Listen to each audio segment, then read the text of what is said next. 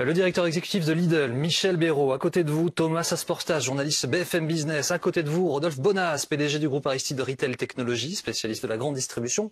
Bonsoir à tous les trois. Bonsoir. Bonsoir à vous. Nous avons également Mickaël Darmon, éditorialiste politique chez 24 News. À côté, Stéphanie Villers, qui est économiste et conseillère chez PwC France, je vais dire Finance, mais France. Et Olivier Gantois, président de l'Union française des industries pétrolières. Bonsoir madame, bonsoir messieurs et bienvenue dans cette émission. Tout à l'heure, monsieur Biraud, vous nous disiez l'inflation, je pense, j'espère, jusqu'à cet été. Est-ce que c'est un constat que vous partagez? Vous voyez les choses un peu pareilles?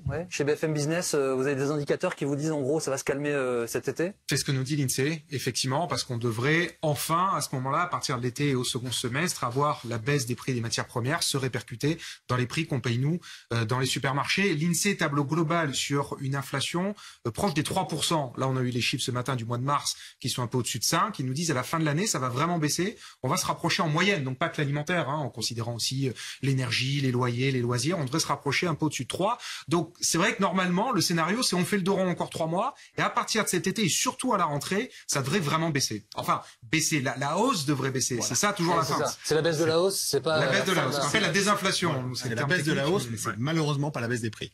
Voilà, l'analyse est exactement celle-ci. Mais beaucoup plus de temps à descendre qu'à monter. Ouais. Oui, c'est effectivement l'observation qu'on peut avoir. Avec quand même encore quelques incertitudes, parce que ça, c'est effectivement si on est dans un cadre où rien ne bouge. C'est sans conflit, sans aléas climatiques. Voilà, c'est si on se trouve dans un contexte stable. Étant donné que la BCE a augmenté ses taux d'intérêt, c'est pour ça aussi, c'est pas uniquement les prix de l'énergie qui baissent, c'est aussi une action menée par la politique monétaire qui vise en fait à ralentir l'activité économique et par effet ricochet, il y aura une décélération de l'inflation. Parce qu'en fait, après les prix de l'énergie qui ont augmenté et les prix alimentaires, la troisième étape, c'est les salaires qui risquent d'augmenter. Alors c'est pour ça la problématique. C'est essayer d'atténuer une trop forte hausse des salaires pour essayer de juguler l'inflation. Ça marche comme ça. Ça, pour l'instant, ça prend pas. Et heureusement, parce qu'effectivement, c'est le cauchemar de tous les économistes et chefs d'entreprise, c'est ce qu'on appelle la spirale prix-salaire. C'est-à-dire les prix montent, du coup les entreprises augmentent les salaires pour qu'on puisse consommer, et vice-versa, on rentre dans un cercle vicieux. Ça, pour l'instant, les banques centrales ont réussi à éviter cette spirale qui est catastrophique. Alors, les gouvernements ont des actions, Mickaël Darmon, évidemment. Je voyais que le Portugal a installé une TVA à 0% sur les produits de première nécessité. Je vois réagir monsieur Biraud. L'Espagne aussi. C'était une proposition de Marine Le Pen durant sa campagne présidentielle, je crois. Absolument. Donc ça veut dire que les gouvernements ont une action sur ces produits-là, pour essayer de juguler l'inflation. Oui, mais la question est de savoir si c'est vraiment la bonne idée, en fait. Parce que l'effet mécanique, effectivement, de la baisse d'une TVA sur ces prix de première nécessité n'induit pas forcément une baisse des prix, puisqu'en réalité le prix il est formé apparemment autrement, il est formé par la concurrence, il est formé par le coût des matières premières que ressentent effectivement les entreprises. Et de ce point de vue-là, il n'est pas obligatoire que parce qu'il y a une baisse de la TVA, dans ces cas-là, les prix baissent et le pouvoir d'achat s'en ressent pour tout le monde, puisqu'en réalité, c'est assez inégalitaire. La baisse de la TVA profitera beaucoup plus aux hauts salaires qui consomment beaucoup qu'aux salaires moyens ou qu'aux ménages plutôt de faible catégorie. Donc en réalité, ça apparaît un effet d'annonce politique, mais économiquement, quand même, les études sont beaucoup plus sceptiques. Et pour éclairer aussi, il faut savoir que finalement, cette projection de la baisse de la TVA sur les produits de première nécessité va pas forcément résoudre le problème du non-achat d'un certain nombre de types de produits sur un certain nombre de catégories de gens. C'est-à-dire qu'on voit qu'aujourd'hui, par exemple, sur les produits d'hygiène, beauté, ou sur la viande, ou sur la poissonnerie, eh bien, on voit certains foyers qui, finalement, arrivés le 20 du mois ou le 17 du mois, arrêtent totalement d'acheter ce type de produit. Et donc, la vraie question, c'est est-ce que, finalement, ce travail sur la TVA permet à ces consommateurs de racheter des produits dont ils se privaient précédemment, qui sont des produits qu'on considère comme étant essentiels. Et c'est sous cette balance-là qui est compliqué à évaluer. Je vous ai vu réagir, monsieur Béraud. Moi, je vois la baisse de la TVA quand même comme un avantage. C'est surtout de dire on partage l'effort. Parce que pour l'instant, le seul qui fait l'effort, c'est le distributeur. Et je vous l'ai dit tout à l'heure, ça nous coûte des dizaines et des dizaines de millions d'euros. Lidl, aujourd'hui, on a divisé par 2 les investissements immobiliers. Parce qu'à un moment donné, vous pouvez pas tout faire, quoi.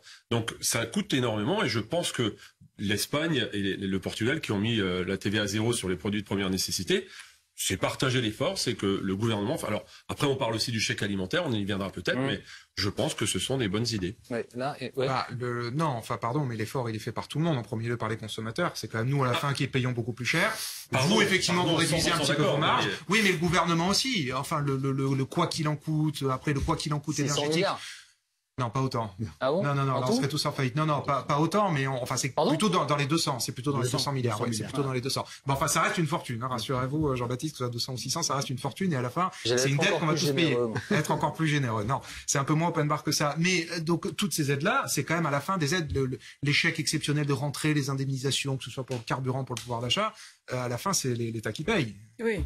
Oui, et enfin la dette, le déficit, on paye tous, hein. C'est des recettes en moins sur des produits alimentaires qui sont taxés à 5,5%. Donc sur les produits alimentaires, la TVA c'est 5,5%. Alors que la hausse des prix alimentaires, c'est plutôt de l'ordre de 15%. Donc déjà, en fait, il n'y aura pas un effet vraiment waouh, comme on dit, en réduisant ou en annulant. 5% sur un produit, ça compte. Oui, après, il faudrait que le distributeur joue le jeu et véritablement répercute cette baisse de la TVA sur la totalité. Et en fait, c'est le risque à prendre. Et c'est surtout, ça coûte extrêmement cher en termes de manque à gagner sur les recettes de l'État. C'est chiffré ou pas ? Ça se chiffre en milliards, effectivement. Et je rappelle quand même qu'on est toujours dans une situation de déficit public assez inquiétant, de l'ordre de 5%. Et normalement, la parenthèse du quoi qu'il en coûte doit se refermer. Donc, ce serait. Et puis, comme vous le disiez à juste titre, en fait, ça bénéficie à tout le monde. Même les ménages les plus aisés vont pouvoir bénéficier de cette baisse de la TVA. Donc, je suis pas sûre que ce soit véritablement efficace à aider les ménages les plus modestes. Et puis il y a un autre levier politique, bien évidemment l'État se refuse à faire, mais qui serait peut-être au fond celui qui aurait le plus d'impact en termes d'équité ou de justice sociale, c'est que la hausse de la TVA, l'inflation, c'est le jackpot pour l'État. C'est-à-dire qu'à chaque fois que les prix augmentent, il y a une augmentation des recettes de la TVA qui rentrent dans les caisses de l'État. Donc il y a aussi des demandes qui ont été faites souvent par les responsables politiques de dire mais que l'État rende l'argent, simplement qu'il récupère de la part de la hausse. Et ça, ce serait au fond, une décision politique qui peut-être aurait plus d'impact, en tout cas qui, de ce point de vue-là, affecterait sûrement, peut-être dans le bon sens, le pouvoir d'achat.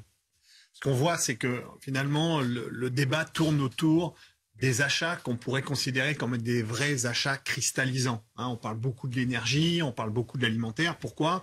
Parce que finalement, faire son plein à la pompe ou bien faire ses courses dans un supermarché, ce sont des rendez-vous fréquents qui nous confrontent à notre réalité, c'est-à-dire à cette tension sur ce pouvoir d'achat.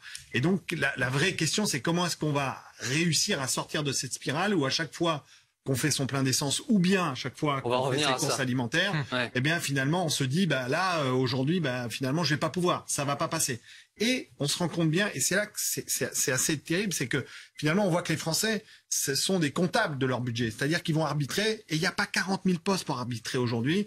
Vous avez le textile, en gros les loisirs, ensuite bien sûr l'alimentaire parce que vous pouvez arbitrer, et puis malheureusement la santé. Mais le reste, aujourd'hui, vous avez près de 34, 35, 40% en moyenne. Ce sont des prélèvements quasi dits obligatoires, donc sur lesquels vous ne pouvez pas arbitrer. Est-ce que vous avez vu la série En place avec Jean-Pascal Zadi, qui était diffusée sur une plateforme? Pas encore. Non. Je vous conseille. C'est très bien. Je vous fais le pitch rapidement. C'est un jeune homme qui est animateur dans une banlieue parisienne, s'occupe d'adolescents, etc., etc. Il se retrouve par un concours de circonstances candidat à l'élection présidentielle, et sa formule choc, sa proposition choc, c'est manger bien gratuitement. Et il propose que les gens, les Français, se rendent au supermarché et qu'ils remplissent l'Arcadie avec du circuit court, bio, et que ce soit pris en charge 100% par l'État. Et donc ils font le chiffrage de cette proposition qui finalement semble assez cohérente. Bon, je sais pas si c'est cohérent, mais j'allais vous dire, est-ce que l'État c'est qui en fait? Enfin, faut savoir, faut remettre. Alors voilà, c'est la question. Peut-être m'aviez-vous vu venir. J'allais vous parler en fait du chèque, puisque vous l'avez évoqué. Est-ce que, en un sens, le chèque alimentaire, c'est pas un peu ça?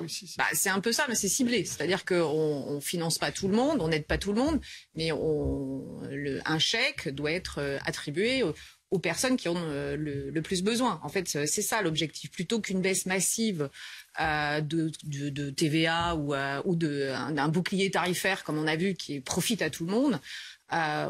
Aujourd'hui, si on veut faire attention au compte public, il y a que le ciblage qui Pourquoi vous faites non de la tête? Mais parce que ça va jamais arriver, ça, le chèque alimentaire, vous le savez comme moi. Hein. Emmanuel Macron, ça fait 2 ans qu'il a annoncé. C'était pendant la Convention citoyenne pour le climat, c'est-à-dire après les Gilets jaunes. Il a dit, vous avez 150 citoyens tirés au sort. Hein. Vous avez raison, on va le faire. 2 ans qu'on l'attend. Il est toujours pas là. Et Bruno Le Maire l'a enterré le mois dernier. Il a dit, alors oui, quand il a annoncé, d'ailleurs, c'était le matin où vous étiez là, quand il a annoncé le trimestre anti-inflation, il a dit, alors par ailleurs, le chèque inflation, le chèque alimentaire, pardon, on va le faire. On va commencer à expérimenter dans certains départements. Ça va être quelques dizaines de millions d'euros et en fait ça va être un petit coup de booster qui va être donné aux banques alimentaires. C'est très bien, hein, évidemment, mais on est très très loin de l'ambition initiale où ça devait aider tous les Français ou en tout cas les plus modestes à manger des circuits courts et du bio. C'est pas du tout ça qui va se passer. Hein. L'idée c'était parce que ça aurait coûté très cher. C'était pour aider la filière bio et voilà, c'était pas uniquement, pas global en s'adressant aux ménages les plus modestes qui ont peine à au final, il y aura rien de tout ça. Il y aura un budget. Coup de boost de quelques millions aux banques alimentaires. Encore une fois, c'est très bien, mais c'est pas. On est très loin de ce qu'avait promis le président. Pour juste éclairer, faut savoir pourquoi, parce que le gouvernement a énormément accompagné les agriculteurs à muter dans le bio. Aujourd'hui, c'est un marché qui est en très grande tension. Hein. Vous savez que le bio fait entre -10 et -15%. Ça veut dire que derrière, on a des agriculteurs, on a des consommateurs qui finalement, les arbres ne grimpent pas jusqu'au ciel. Hein. C'est-à-dire que finalement, il y a des consommateurs qui sont moins sensibles au bio. Ceux qui sont sensibles au bio, apparemment, on a fait le plein. Et c'est compliqué. Résultat des courses, on essaie de trouver des solutions avec, en effet, des dispositifs d'aide, de chèques alimentaires, etc., pour dire, on va essayer de vous aider. Mais c'est très compliqué, hein. C'est très compliqué, ça coûte très cher. Ce serait pertinent de votre point de vue, ça? Un chèque? Moi, je pense, oui, encore une fois, pour l'instant, l'effort, il est surtout concentré sur les consommateurs, et je rejoins à 100% monsieur, mais sur les distributeurs, les industriels, ils font pas d'effort. Aujourd'hui, quand on nous demande des 25% de hausse sans aucune transparence, je sais pas où est l'effort. Donc là aussi, je demande beaucoup de plus de transparence. Mais je pense que c'est une bonne idée. Après, pour revenir sur le bio et les propos de Rodolphe, 15%, il est gentil. Moi, j'ai le lait bio, les œufs bio, c'est -30. Hein. Ça ne se vend plus le bio. Les gens vraiment, ils se détournent du bio pour aller peut-être plus sur du local. Mais ça, c'est pas depuis l'inflation. Ça a commencé. Et là, c'est terrible. Hein. On a des agriculteurs qui ont fait des transitions bio, qui ont investi, qui pendant 3 ans ont vu leurs revenus diminuer pour basculer, et aujourd'hui, ils ont plus de débouchés. Je dis ça, je dis rien. Hein, certaines laiteries vendent, donc achètent aux éleveurs du lait bio au prix du bio et le déclassent, le vendent au prix du conventionnel. Parfois, entre 25 et 30% de leur volume, c'est du lait bio qu'ils remettent dans des briques de lait conventionnel. Michael. Le fait est qu'il faut dire les choses comme elles sont. Le gouvernement n'a plus aucun moyen. Il a tout utilisé. Après le quoi qu'il en coûte, qui a posé la gouvernance nouvelle. Moi, je me rappelle à l'époque d'Emmanuel Macron, qui juste après le confinement disait maintenant que les digues budgétaires ont explosé, on peut faire ce qu'on veut, il y a plus de limites et donc on va pouvoir tout financer. Bien évidemment, les choses maintenant ont changé. Il faut arrêter la morphine, hein, et ça c'est effectivement c'est compliqué. C'est bon la morphine. C'est vrai, mais ça maintient dans un état second. Et là maintenant, le retour à la réalité est très très compliqué parce qu'il y a effectivement le déficit budgétaire, il y a l'incapacité. Le gouvernement est allé jusqu'au bout de ce qu'il peut faire en termes de chèques, de soutien, de bouclier. Et ne peut pas administrer une économie. Bruno Le Maire, c'est lui le garde-fou. Il empêche absolument que l'on bascule dans une pensée d'économie administrée. Et de ce point de vue-là, il va falloir que les choses se régulent. Ça prendra le temps que ça prend.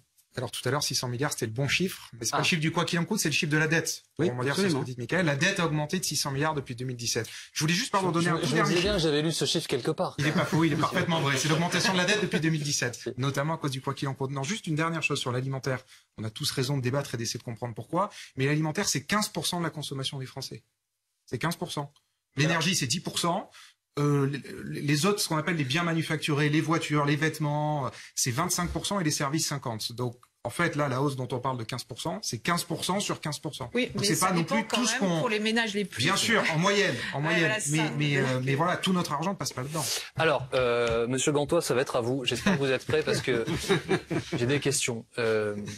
Nous avons regardé attentivement l'évolution du prix du baril et l'évolution du prix à la pompe.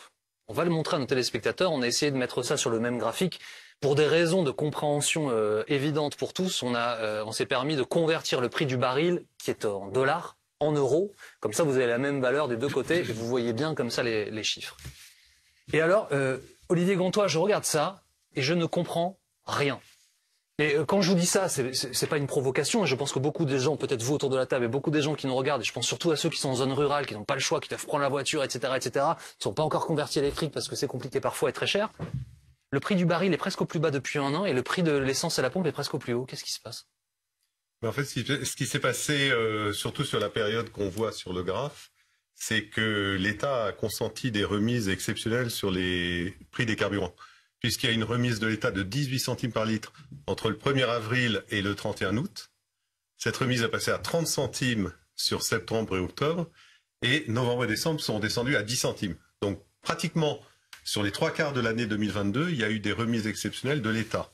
En plus, certains distributeurs ont décidé d'en rajouter, ce qui fait qu'à certains moments, on avait 30 centimes de l'État plus 20 centimes de certains distributeurs, ce qui faisait 50 centimes. Donc, ça fait que ça a complètement décalé le graphe. En plus, il y a une autre raison quand même, c'est que je rappelle que 77 $ le baril, qui est le prix d'aujourd'hui, est un prix relativement élevé. Et ça, c'est parce qu'il y a la guerre entre l'Ukraine et la Russie qui est le 3e producteur de pétrole au monde.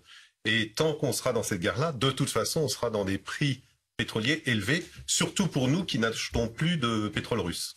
Mais j'allais dire, Monsieur Gantois, vous décrivez presque une situation pire que je l'ai moi-même décrite, puisque vous nous dites s'il n'y avait pas le coup de pouce de l'État, puis de Total, pour ne pas le citer, le prix au litre serait encore supérieur à ce qu'il est. Sauf que le prix du baril est inférieur, on le voit là, à ce qu'il était il y a 3 mois. Qui, dans l'intervalle, enfin, pardonnez-moi, je suis pas spécialiste, mais entre le moment où le pétrole sort de terre et il arrive dans la pompe parce qu'il était raffiné, etc., il y a bien quelqu'un qui prend beaucoup d'argent dans cet intervalle. Non, c'est simplement que sur votre graphe, on voit que la différence entre le prix du carburant et le prix du baril a disparu sur presque toute l'année 2022 à cause de ces remises. Ces remises ont disparu le 1er janvier 2023, je le rappelle. C'est pour ça que les prix des carburants ont remonté par rapport au prix du brut. Oui. Je voulais vous réagir, allez-y. Oui, après il faut aussi rajouter, vous voyez que ça décroît très fortement sur la fin de la période. Donc il y a toujours un effet retard sur le carburant, c'est entre 1 mois et demi et 2 mois et demi, ça dépend un peu des circuits de distribution, c'est-à-dire entre le prix la baisse du baril de Brent et l'effet à la pompe, il faut compter entre 1 mois et demi et 3 mois. Alors là, il faut regarder un peu, en effet, avec en plus la prime de l'État.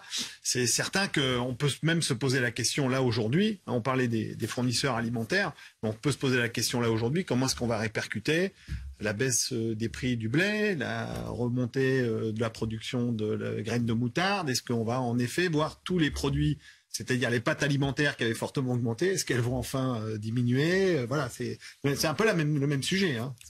On est là-dedans, là. Il n'y a pas une action possible des pouvoirs publics là-dessus, Michaël Darmon? Parce que, pardonnez-moi si je m'en étonne ce soir, je pense qu'il y a beaucoup de gens qui nous regardent, qui s'en étonnent également, qui ne comprennent pas du tout. Comment ça peut être? On leur explique, on est très généreux, on a capé à 2 € le litre. Là, on arrive sur le débat éternel de politique économique. On arrive sur le débat éternel de politique économique parce qu'entre les deux, il y a l'État, il y a les taxes, il y a la TIPP. C'est colossal pour l'État. C'est très important. Et on a vu que les gouvernements successifs depuis des années ont toujours tenté d'envisager des adaptations à cette situation. Il y a eu la fameuse TIPP flottante, comme on dit, qui s'adapte en fonction des variations qui avaient été installées pendant un temps, qui n'a pas forcément porté tous ses fruits. Là, je pense que le contrôle est spécialistes, mais on voit bien qu'à chaque fois revient ce débat de politique économique et comment se fait-il qu'effectivement l'État soit intervenant à ce point dans l'évolution et dans la construction du prix. En fait, le choix que fait le gouvernement, c'est de dire oui, je laisse passer des prix du carburant très élevés, mais avec toutes ces taxes, je paye par contre le bouclier énergétique. C'est-à-dire que c'est grâce à ça que vous avez des factures d'électricité et de gaz beaucoup moins chères. Parce que là, c'est capé à plus 15%, c'est déjà énorme, mais s'il n'y avait pas de bouclier, ce serait plus 100%, comme il y a en Grande-Bretagne. Donc leur choix, c'est de dire, vous payez plus cher à la pompe, mais par contre, je vous subventionne vos factures de gaz et d'électricité. Et avec aussi un effet d'aubaine de l'État, puisqu'il y a une taxe sur la taxe. Et c'est ce point de vue-là, il y a aussi un débat sur faut-il rendre la taxe sur la taxe. Marine Le Pen veut la supprimer. Si on essaie d'être un peu prospectif pour nos téléspectateurs, Monsieur Gantois, le prix à la pompe, il va se passer quoi dans les 3, 4, 5, 6 mois qui viennent? Je suis incapable de prédire ce que va faire le prix. Néanmoins, je vais quand même y aller d'une petite analyse. C'est que, encore une fois, tant que le troisième producteur mondial est en guerre, on va rester avec des prix élevés. Et encore, ils ont baissé un peu depuis le début du conflit. On est passé par 130 $ le baril. Là, en ce moment, aujourd'hui, on était à 77. On va rester dans des prix de l'ordre de 70, 80, 90 $ le baril, ce qui est le cas déjà depuis 4 mois maintenant. On est sur cette espèce de plateau de prix. Et ces prix-là, traduits en prix à la pompe, ça va faire des prix de l'ordre de 1,80 € à 2 € entre le diesel et le super. Je me souviens quand j'étais enfant du litre à 0,89 ou 0,99 quand j'étais ado. C'est fini, ça, c'est plus jamais.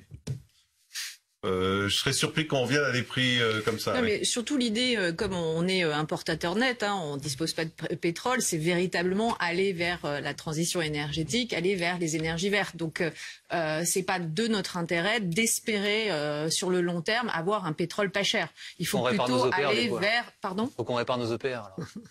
Oui, il faut, mais il y a aussi d'autres options.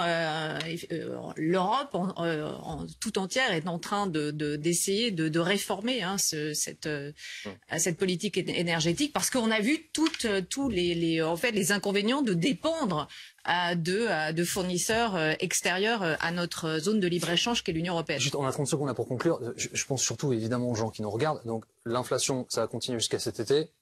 Les prix à la pompe. Bon, stagnation minimum, donc je sais pas qui peut poser le diagnostic de fin, mais là ça va être compliqué, il va falloir serrer la ceinture encore un moment, quoi. Oui, il va falloir arbitrer. C'est ce que ont vraiment commencé à faire les Français, ils vont continuer à le faire. Arbitrer, gérer le mais il budget. y a une bonne nouvelle en face, c'est qu'il y a des hausses de salaire dans les entreprises. Oui. Plus importantes cette année que l'année dernière. Et ça augmente chez Lidl? Ça a augmenté. Combien? Plus de 6%. Plus des chèques cadeaux, plus donc oui, ça a augmenté. Mais moi, c'est vrai qu'on a été beaucoup alarmistes ce soir, mais faut quand même voir le verre à moitié plein plutôt qu'à moitié vide. Je pense on a tous fait des efforts avec ces différents paniers, et je suis persuadé, j'ai déjà des exemples où les prix baissent. Donc oui, alors on reviendra pas à des niveaux d'avant ou d'il y a 2 ans, mais oui, ça va rebaisser. Merci beaucoup. Merci d'avoir été avec nous sur BFM TV en direct ce soir. Ronald Guintran, j'arrive dans un instant. À demain 13h pour l'épreuve des faits et à 18h pour BFM TV.